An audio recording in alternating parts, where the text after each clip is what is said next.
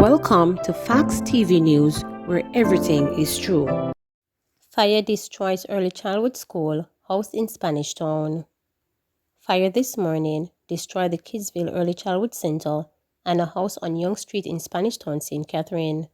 The administrative department of Archer's Funeral Home was also destroyed. Assistant Superintendent Patrick Cullum from the Spanish Town Fire Station told reporters that his team received the call shortly after 2 o'clock. Alia Williams, an occupant of the house, said she lost all her belongings. Michael Archer, CEO of Archer's Funeral Home, has confirmed that postmortem scheduled for today will have to be postponed. The cause of the fire is being investigated. Cops probing whether jealousy or revenge motivated murder of pregnant woman. Police sources have shared two theories, one of them jealousy, which could have led to the murder of 26-year-old Shantiva Griffiths on Orange Street in downtown Kingston on Monday about 6:30 p.m. Griffiths was pregnant at the time she was shot in the head multiple times by the gunman, reporters understand. Yesterday, a police source who asked not to be named said one of the leads investigators are exploring is that Griffiths was threatened many times to abandon her employment at a store. According to the source, Griffiths, who was put in charge of managing and supervising the store, had fired a worker. The source also said that police are investigating the possibility that a former female companion of the store owner, who was sidelined by the businessman, may have ordered the gruesome killing in revenge. She controlled the business place. A girl got fired, so it is between the girl and the boss' first girlfriend, who used to eat out the business and run it down. Word is that woman loved to gamble and could not buy back the stocks for the store, the cops said. Griffiths came into the business now and started to do the right thing. She is from the Harborview area. She told people that she was going to stop at a friend's drink out. Somebody must have made a phone call. How else would they know when she was going to walk and where she was going to walk? Even in your workplace, you have people who will laugh and talk with you and still keep up sadness against you, the cops said. Griffith's killing was yesterday condemned by women's rights advocate Nadine Spence. Every day you get up and hope that things are getting better and that some things are making a difference and that the different strategies are working. But every day you wake up, something else happens that throws you further into despair and just sheer hopelessness, Spence stated. Hearing that a pregnant woman at 26-year-old was shot, it leaves you breathless. You wonder who is safe in Jamaica, and you start beginning to wonder when it will be your turn. None of us seem safe, and for this one in particular, it is really shocking, Spence added. Grange Hill Harrow. Rodale Jones has no idea how to tell her 6-year-old that her grandfather is dead. Just a few days ago, 65-year-old Henry Jones had asked to see the child, whom he loved dearly, for Christmas. Like her grandfather, she had been eagerly looking forward to the visit. However, yesterday news came that Henry Jones and 42-year-old Brian Chambers had been slain and their goods stolen. I had planned to buy 2 cases of JB, Junker Batty rum, and 2 cases of Red Stripe beer for me and him to enjoy. And he said I should take his granddaughter and let us all enjoy Christmas together, a distraught Rodale Jones said yesterday, adding that the little girl had last seen her grandfather in November. I don't tell my child as yet. I am wondering how I am going to tell her because she has been asking me from when to let her see her grandfather, he said. Police report that the men, who were both from Cowder in Grange Hill, left home about 6 Monday morning with a herd of more than 60 goats headed for a section of Mint Road in Grange Hill. Henry was a goat herder and his friend Chambers was a construction worker. Residents became concerned and raised an alarm after one of the goats that the men took out to gaze returned home without the rest of the herd and their owners. Residents and the police launched a search of the area about 1 p.m. They found water boots, backpacks, and machetes belonging to the men. 4 ram goats that previously had no rope were found tied up in a wooded section of the community. The search resumed Tuesday morning about 6, and the men's body were found in a section of the cane field at approximately 8:45 a.m. Chambers' nephew, who asked not to be identified by name, has stated that the day eager to the search, Though he had come to grips with the possibility that the men would not be found alive, his worst fears were realized when others were searching shouted that they had found the missing men. When me go, me see me uncle tie up on the stone them, and the next old man lay down. Me uncle look like him asleep. Him get stabbed up and shot, explained the young man. This is the third death of a loved one he had lost to face this year. His uncle, he said, was one of 3 men killed in Crowder in April. His father, who had been ill, had died in July, and now another uncle's life has been snuffed off. Me just numb right now. Me no know how me feel, he said. If he had not stayed home to babysit, he said, he would likely have been killed along with his uncle and Jones. Meanwhile, one member of the search party that found the missing men said some farmers are thinking about getting out of the animal rearing business as it is becoming too risky. As sell the man dem a plan to sell out the goat them now. Dem decide say dem no want no more goat and cow because dem afraid of what going out there, said the resident. A couple years ago, them licked the big man Jones down and take away some ram from him, he added. Jones, he said, had switched to farming after having a problem getting paid from work done as a mechanic. Meanwhile, one farmer, who is a friend of the men killed, is calling on the government to allow farmers to arm themselves against criminals who are preying on them. I am not giving up farming, but the government must give the farmers them license gun. Me would like that because if me go buy one now and say me I protect myself and my animal and them catch me with it is a problem, stated the man who did not give his name. Member of Parliament for Westmoreland Western Moreland Wilson also spoke of the need to ensure that farmers are protected. We should look at collaboration between Ministry of Agriculture and Ministry of National Security, who registered and active farmers are given the tools necessary to protect themselves. The safety of our farmers, who form a part of the lifeblood of our economy, has now become an imperative, he stated. He urged anyone with information to come forward and share what they know with the police. When contacted, Deputy Superintendent of Police Adrian Hamilton, who is in charge of the operations in Westmoreland, said the police are yet to make a breakthrough in the case. Commissioner of Police, Major General Anthony Anderson, charged trainees constables. Stay focused on why you came here and what you came here to achieve. Be smart. Think about the long term. Commissioner of Police Major General Anthony Anderson charged trainees constables at the Tranquility Bay training facility in St. Elizabeth last Friday during his divisional tour.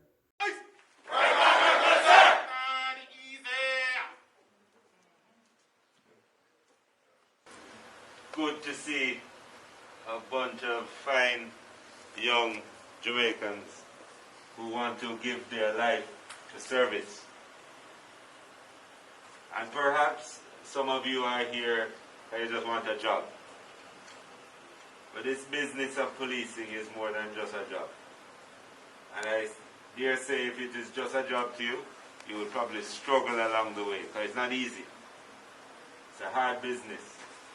And so it's going to take people who have guts and stick-to-itivity and who are willing to extend themselves in ways and beyond what they perhaps thought they could do. So my recommendation to you that you focus on being the best you can be. Focus on what your instructors are telling you and learn as much as you can over the next few months, as a matter of fact the first 2 years. And then you graduate at that point where you're confirmed, and then you go on to do great things. Out of this batch, within a short time, you will know who have the potential to be the commissioner in the future. But that's just potential. Whether you realize that potential or not is up to you. And it's not the one-time event that's going to take you there. It's how you do things every day. How you approach what is required of you, what you are examined in, but even more so, how you approach the things that you're required to do, or need to do, or should do when no one is looking, when no one is monitoring. It is how you, when you are tired and you hit the grind and it's difficult, what you will step out and do at that point. And when you yearn for home and you wonder whether this was the life you should have chosen because it's more difficult than you thought, that is when the true character will come out. And that is when you'll determine how far you go in this organization and what levels you reach over time. So my advice to you as young people starting out at the beginning of your career, stay focused on why you came here, what you came here to achieve. Be ambitious. Think about the long term.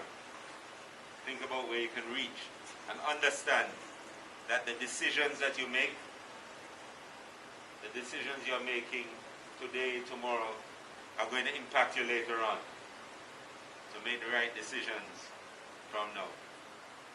Position yourself in terms of not just how you do the work, but what you do off the job, so that you don't carry any baggage with you that is going to slow you down later on.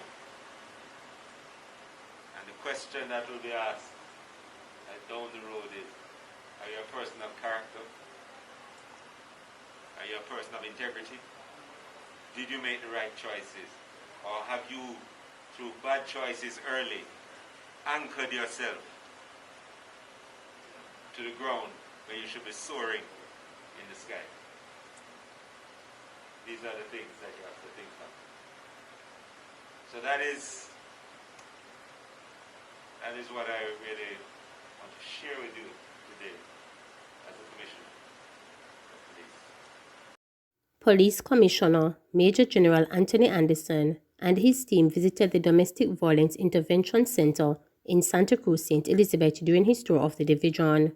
Since it began operations in early November, the center has so far 136 cases, 10 of which were referred to the center by officers from various police stations in the division.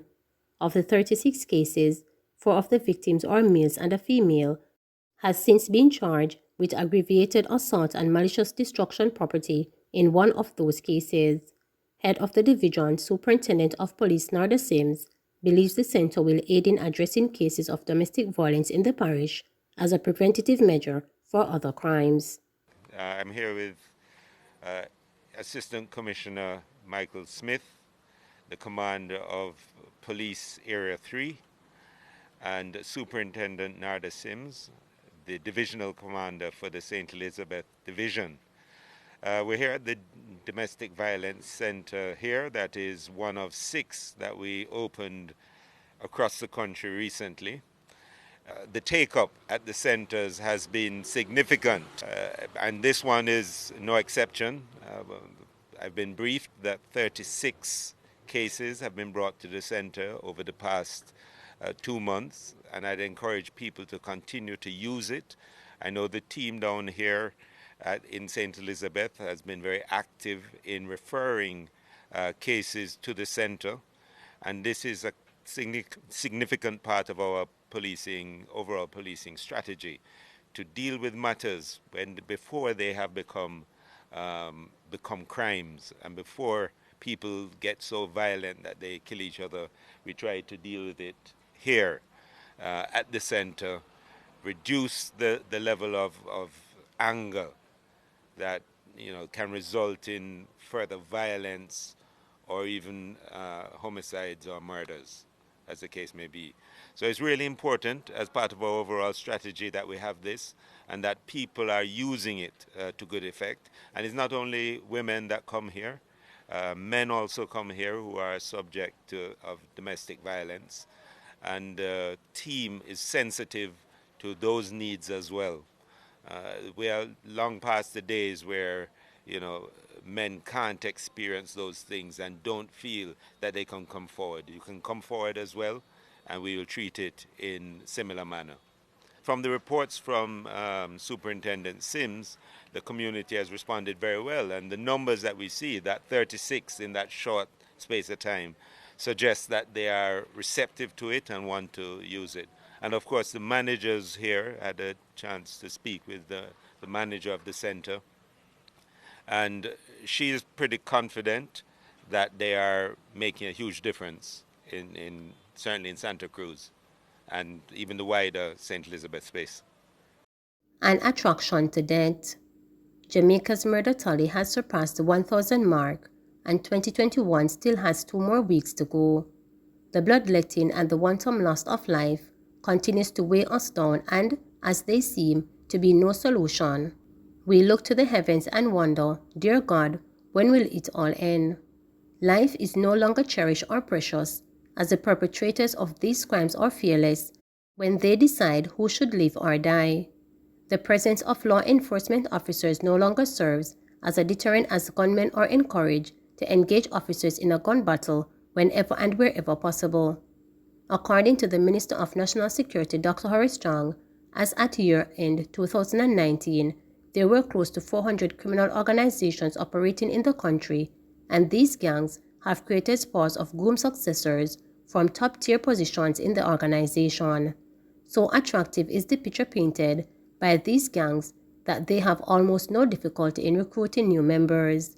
The young, vulnerable, and unattached youths are easily available, and I dare say that some parents are unbothered by the affiliations of their offsprings, as they believe the gangs are defenders of the community. Gangsters are feared, reverenced, and protected by associations, family members, and the community, even with the knowledge that they themselves may be targeted at some point by the opponent. The senselessness of some of these killings is mind-blowing, because when you finally hear the reason for it, it's utterly nonsense. Others came about because friends became enemies and bitter, and consuming is the feud that spread to friends, associates, and relatives locally and even overseas. In the words of a song by the late Edwin Starr, war, what it is good for? Absolutely nothing. It ain't nothing but a heartbreaker, friend only to the untaker. O war, it is an enemy of all mankind, inducted then destruction. Who wants to die? Given the proliferation of gangs in this country, one cannot help but believe that if the question, who wants to die, were to be asked, there would be a resounding me beloud in response, as death is openly embraced. It gets even worse, as there is a dancehall video clip on YouTube in which a selector echoes words that explicitly spoke to his preference of embracing a 25 years of life prison term over a 9-to-5 job. This event was heavily supported by young men between approximate age 17 years old to mid-30s, and of course, the drink of choice was Hennessy. As if there was not enough, there is a gang in one of the troubled communities of St. James called Fully Duns, which is also a title of a popular song of a non-deceased dancehall DJ, Kyle Rebel 6 George, who was reported to have been affiliated with the controversial Six Crew. Many also believe that prison is a place of rehabilitation, but what percentage of convicted felons actually return to society rehabilitated? According to a New York Times article by James Gilligan, 2/3 of prisoners offended within 3 years of leaving prison, often with more serious and violent offense. However, in Jamaica, the reincarceration rate stood at 30% in 2018, according to the then Commissioners of Corrections, Ina Hunter. A custodial prison sentence is seemingly no longer viewed as punishment by the offenders. This is evidently proven by the leaked videos on social media of numerous prison parties in which some of these offenders boast that their crimes were committed in broad daylight. This breach is facilitated by prison warders who turn a blind eye to allow contraband, such as cell phones, to enter the prisons. These cell phones are not just used to keep in touch with family and friends, but also to order killings, as dons continue their role from behind bars by giving instruction to loyalists on the outside. Even those who commit offenses and are given bail have not been deterred from the pending case or having to report to a police as a condition of bail. They proceed to commit more crimes without remorse of fear and attraction to death. Over the years, the average age of prison population has got younger, and the mindset of this generation is way different. The things they glorify, admire, and desire as tethered to the blind lifestyle and the means of achieving these is lacking, resulting in an attraction to scamming, contract killings, and robberies to what they want. Once again, I hear the sounds for more social programs. While I do believe that such interventions may reach some of our unattached youth and prevent them from becoming as statistics, I am less of a believer that social interventions are useful in converting hardened and practicing criminals who are now responsible for the mayhem we are experiencing. The fact that this lifestyle is a steady path to the cemetery does not spur the sinner to repent because the attraction to death is stronger than the desire to change. Maybe, if sentences were really accompanied by hard labor and lashes, this would inject some second thoughts into the minds of would-be criminals, but again, this may be short-lived. These delinquents are not scared of a prison sentence because they are only deprived of freedom, which they have come to accept. The Prime Minister has drawn the air of some after stating his personal opinion on illegal guns. Anyone found with an illegal gun should start with the death penalty and be only able to bargain down the severity of their sentences through the provision of useful information on the sourcing and sources of the illegal arms. It is my strong opinion that something drastic will have to be done to curb the spiraling murder rate. Our comfort zone and peace will have to be disturbed a little bit in order to apprehend these heartless criminals who have no respect for the life of others, as there is none of value. This has been a hard-fought war for all of us. How do we dissuade, counter, or change the minds of young men who are attracted to death? Please remember to subscribe, like, share, and click the notification bell for daily updates.